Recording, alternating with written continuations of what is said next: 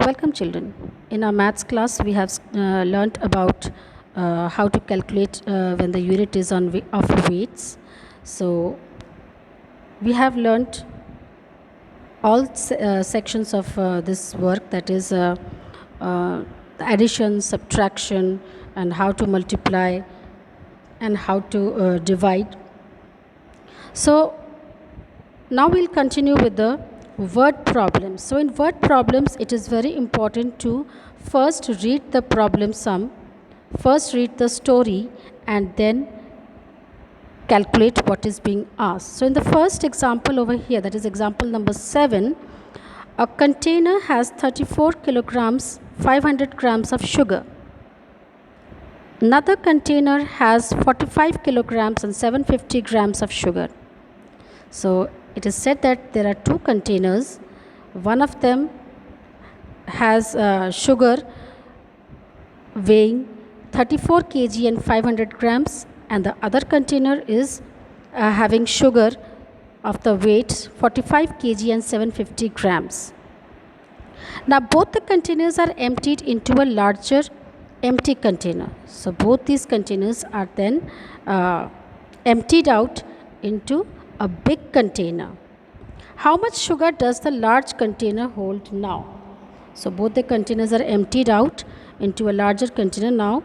How much sugar is in the larger container? So the statements that we will write is quantity of sugar in first container is 34 kilograms, 500 grams, and quantity of sugar in the second container is 45 kilograms and 750 grams. We'll add these two and we'll get the amount of sugar in the larger container. So the amount of sugar is 80 kgs and 250 grams. Similarly, in the second sum, it is a subtraction sum. Then coming to the multiplication sum, it is a bit different to understand. That is, a pouch has 42 kilograms and 100 grams of powder.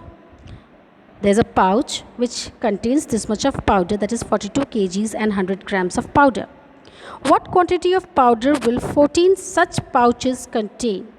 So if there are 14 pouches of the same capacity, then what is the content of the total amount of powder? So then we'll multiply the powder in one pouch with the number of pouches, that is 42 kilograms, 100 grams with 14. So when we multiply it with the tables of 14, we get the answer. A total quantity of powder in these pouches is 589 kg, 400 grams. So this is how we are going to calculate this sum.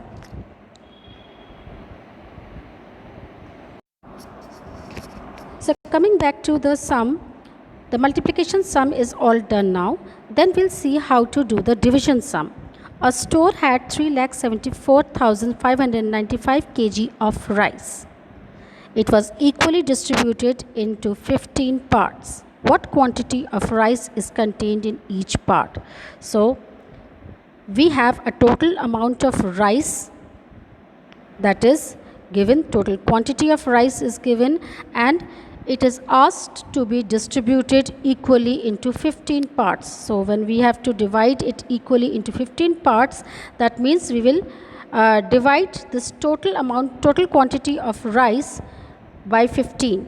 So when we divide it, we get the answer 24,973 kilograms of rice in each of the 15 packs. So here is exercise 9.7 to be done by you. So try this out and practice sums as much as you can.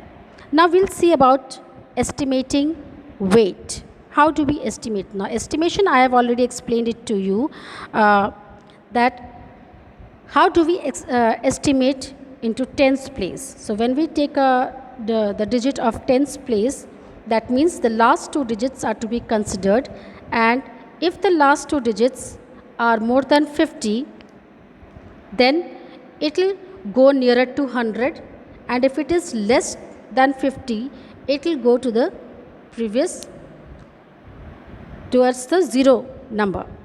So now here is a round of given to you, estimation is given, where you have to round off 83 kgs 582 grams to the nearest kilogram. So when we are rounding off to 83 kgs 582 grams, so 582 grams means it is becoming it is nearing to 600 grams, and 83 kilograms. So it is to be converted to nearest kilogram, not gram. So when we are converting this to nearest kilogram, then since it is more than 500 grams, hence it will be equal to 84 grams. So 1 will be added to the ones digit number. Then rounding off 514 kgs 450 grams to the nearest kilogram. So since it is less than 500 grams, that is 450 grams less than 500 grams, so it will remain to 514 kgs only. Now, how to estimate sum and difference? So sum means addition of numbers and difference means subtraction of numbers. So estimate by rounding to nearest kilograms. So we'll convert it into nearest kilograms. It is 22 kg 869 grams, that is, it is more than 500 grams. So 22 will become 23 kg.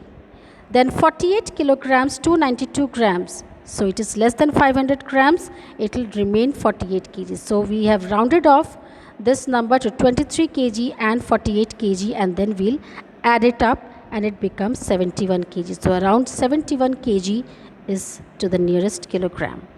Similarly with the subtraction also, first we'll convert it and then we'll subtract the numbers. So 9.7 is the same sum, and now we have the objective sums, which are a test to whatever you have studied till the end of this chapter. So in each of the following, tick the correct option. So let's do it. 1,000th of a kilogram is called, what is it called? It is called gram, because 1000 gram makes 1 kilogram. A box weighs 12 kilograms 500 grams. Another box weighs 7 kg 500 grams. What is the total weight of the two boxes taken together?